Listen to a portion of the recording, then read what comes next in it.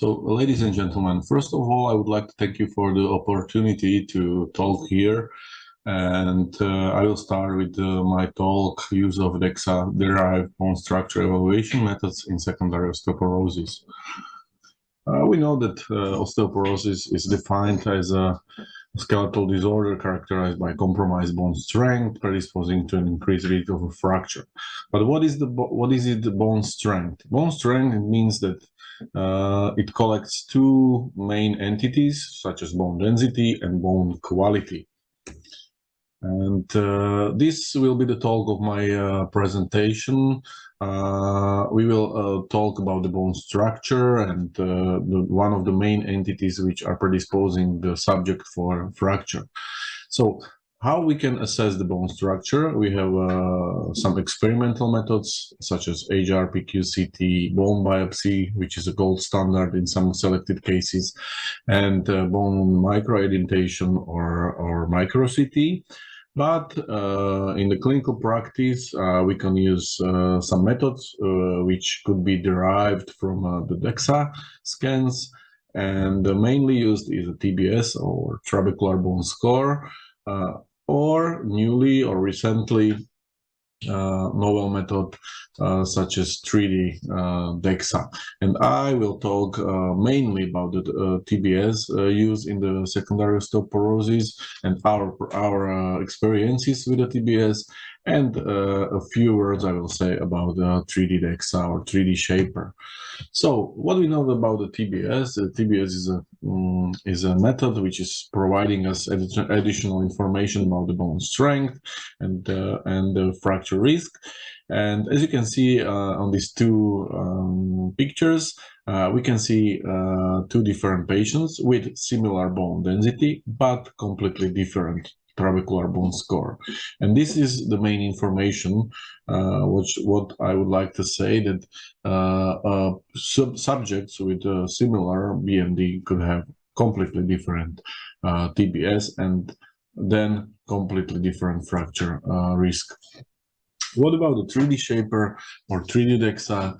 It's a novel method which is using acquisition of a DXA scan of the hip, and through the statistical model we'll count some other parameters of a proximal femur, such as volumetric BMD, which could be cortical or trabecular. It could also count cortical thickness and also surface BMD or surface porosity. Back to the secondary osteoporosis, we know that there are many cases of a secondary osteoporosis, but in my presentation I will talk only about a few of them, because it will be too long to talk about every cause of a secondary osteoporosis. So I will stress on the conditions which we have some original data from our practice. So we have some fracture data and also some information about type 2 diabetes, and also have some studies with adult growth hormone deficiency, acromegaly, rheumatoid arthritis, IBD, or hyperthyroidism. So I will now go through all these conditions. So first of all, I will talk about the diabetes mellitus type 2, because it's one of the most common conditions. And we know that the fracture risk in diabetes type 2 is increased, especially in postmenopausal females with type 2 diabetes. Subjects with type 2 diabetes has increased BMD in comparison to healthy subjects, but this density is about 5 to 10% higher than a healthy population. But we have a TBS decreased in this population. In a few studies before, it was established that decreased TBS is a BMD independent predictor of fractures in a type 2 diabetes, and it could increase the risk in 27%. And the TBS is also associated with a glycemic compensation, and this association is negative. So first I will talk about this study. We made a study a few years ago on 105 postmenopausal females with type 2 diabetes. The average age was 54 years. And as you can see here, we compared glycemic compensation and the effect of glycemic compensation on the TBS.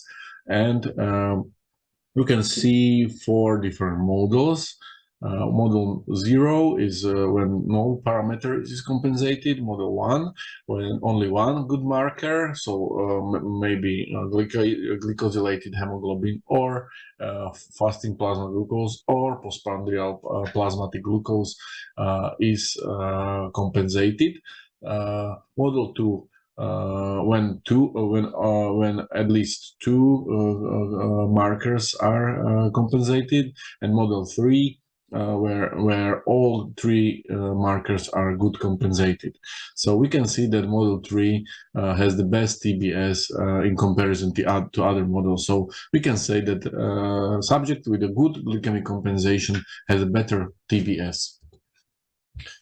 The next condition will be adult growth hormone deficiency. We made a few studies with adult growth hormone deficiency, and we know from the literature that subjects with growth hormone deficiency has reduced bone mineral density, decreased bone turnover markers, and higher risk of osteoporotic fractures, regardless of onset. So it could be also childhood onset or adult onset, but very little is known about the bone quality in GHD.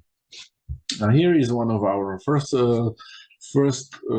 studies on 147 GHD patients with average age 35 years.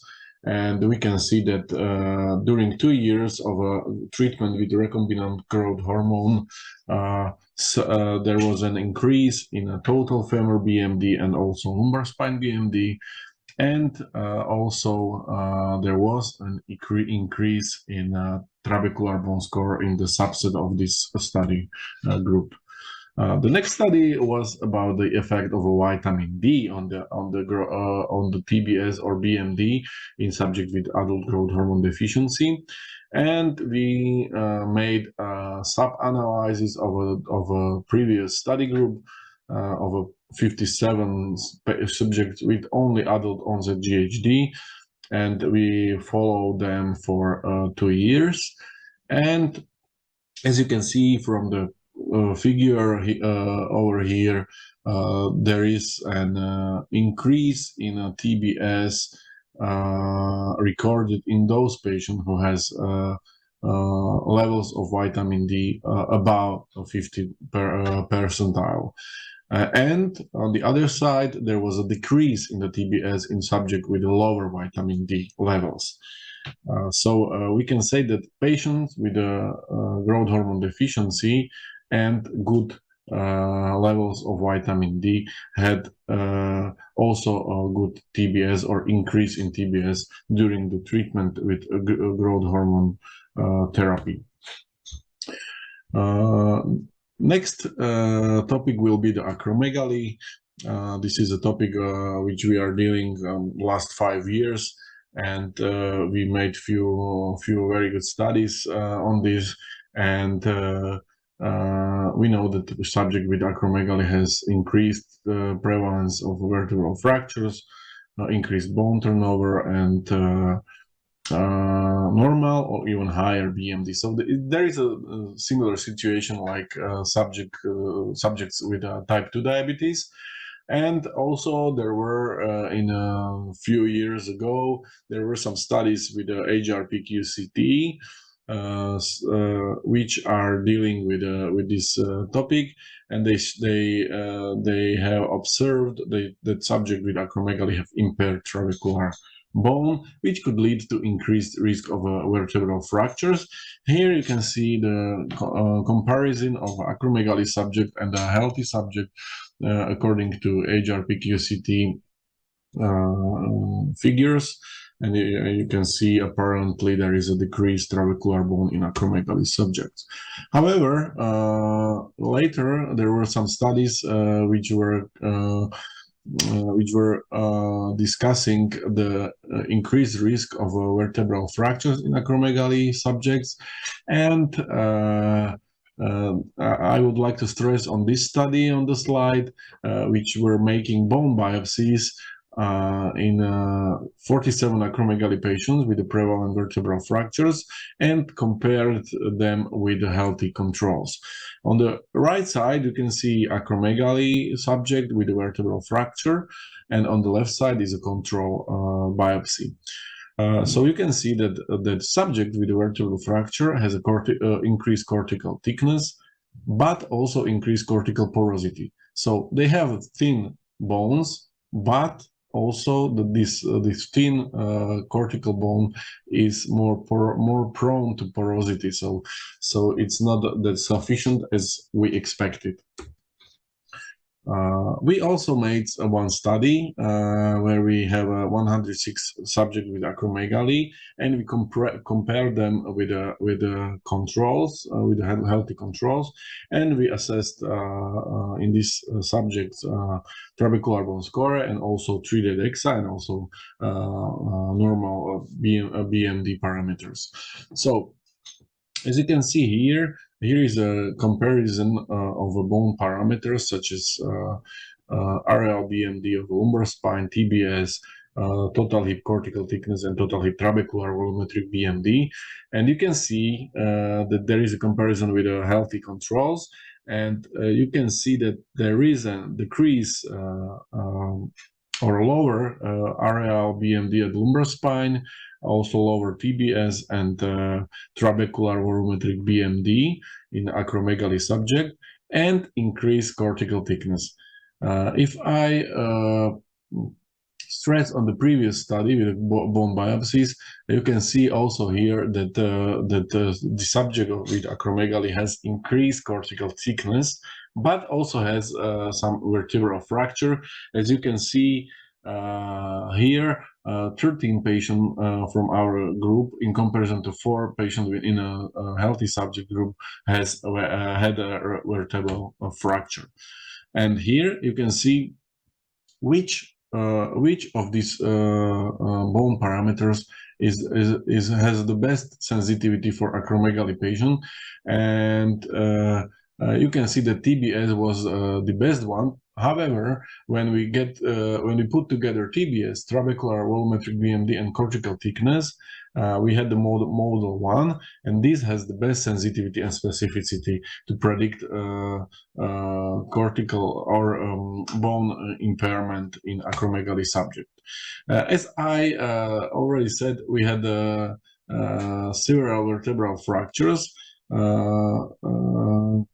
and we also made the prediction of a vertebral fracture, but also made some comparisons of some bone measures in a subject with acromegaly and prevalent vertebral fractures and subjects without vertebral fractures, and we found that subjects with vertebral fracture has decreased RL BMD at the neck of the proximal femur, and also decreased cortical surface BMD, and also decreased cortical volumetric BMD. So now I would like to stress on the study I mentioned before with the bone biopsies. We also find that there were some impairment in the cortical surface BMD, which means this has the relation to cortical porosity and also to vertebral fractures. And now you can see that the most specific method for prediction of vertebral fractures in acromegaly subject was cortical surface BMD, which is proving the data with the bone biopsies. And here, for your interest, you can see the 3D model of a proximal femur, which is modeled by 3D Shaper, and you can see that the red one is a decreased area of a cortical surface BMD. We also made comparisons. How does it look in a prospective manner? So we were following for 2 years those subjects and see how does the bone measures will change. So we can see that there was a decrease in a TBS in subjects with vertebral fractures in comparison to those without vertebral fractures. And there was also a decrease in a trabecular volumetric BMD and a decrease in a neck cortical BMD, volumetric BMD, and cortical volumetric BMD at the total hip also. And and what you can see here is that also surface BMD at the proximal femur was decreasing during 2-year follow-up. We also made a prediction of vertebral fractures according to volumetric BMD, and the best predictor was the volumetric BMD at the cortical volumetric BMD at the area of the neck. So we found similar results as the study before I was mentioning. Here are another condition, rheumatoid arthritis. We also made some observations there. We know that in general, subjects with rheumatoid arthritis has a bone loss, which decreased bone mineral density and increased bone turnover, and also prevalent vertebral fractures. These vertebral fractures occur during the first year of the disease manifestation, and the lower TBS in rheumatoid arthritis patients is associated with vertebral fractures and with a history of any fracture in comparison to those without fractures. And we found that the effect of rheumatoid arthritis treatments on bone quality as measured by TBS were not previously assessed. So we made a study of 84 subjects with biologic treatment and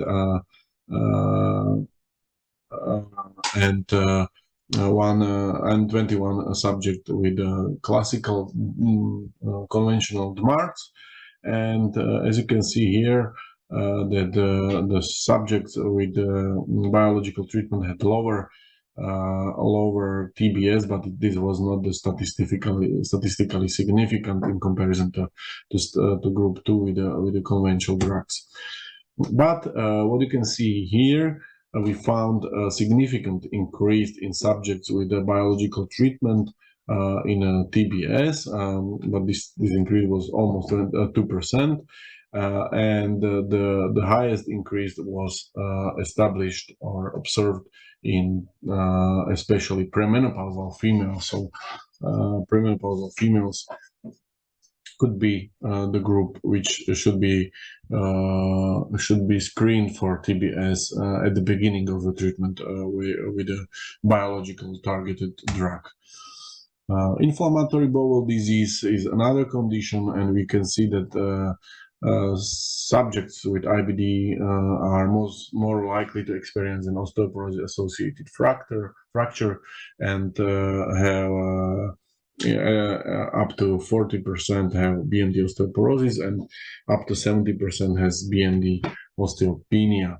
We made a study in Crohn's disease where we made a cross-sectional study of 50 patients and we excluded corticosteroid users, and we divided this study group in two subgroups according to disease severity or behavior. And as you can see on the figures, you can see that there was a significant difference in TBS value between those three groups, with the worst TBS in the group with the highest severity of the disease, but this was not observed in areal BMD at the lumbar spine. Another condition is hyperthyroidism, which is a typical bone losing condition. And we know that the thyroid hormones cause high bone turnover and low BMD, and there are some increased risk of fragility fractures in hyperthyroidism, and also in even in a subclinical form of a hyperthyroidism. And here you can see another cross-sectional study of 60 premenopausal females, which were divided in 3 groups, one with active Graves' disease, one with a cured Graves' disease, and healthy control groups. And here you can see that subject within the active Graves' disease had the worst TBS, and subject with a cured Graves' disease and also a healthy control had a better TBS than patients with active Graves' disease. So we can say that we should closely screen even premenopausal females with the Graves' disease for decrease of a TBS, but fortunately, after a cure of the disease, we expect increase of TBS in such a group. So this was our observation.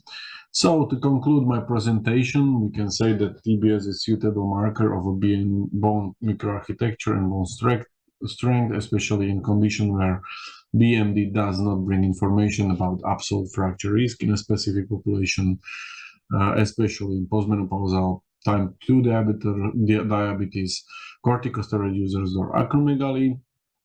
Additionally, TBS could be used to monitor specific treatment of a selected condition such as growth hormone replacement, biologic treatment, or diabetic treatment. And the newer method, 3D Shaper, is a useful method to assess bone structure in selected cases where bone biopsy or HRP-QCT could not be obtained. Thank you very much for your attention.